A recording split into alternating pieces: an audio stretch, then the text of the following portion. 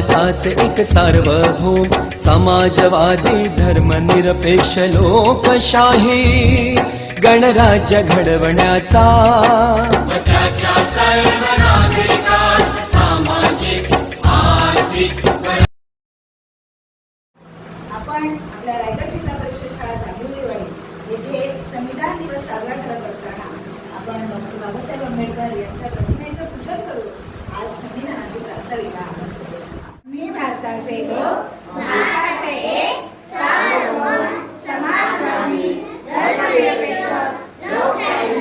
राज्य घडविण्याचा व त्याच्या सर्व नागरिकास सामाजिक आर्थिक व राजनैतिक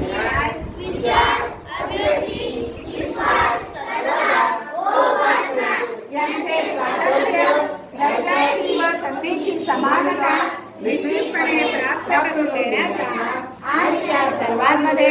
व्यक्तीची प्रतिष्ठा व राष्ट्राची एकता आणि एकात्मता यांचे आश्वासन देणारी बंधुता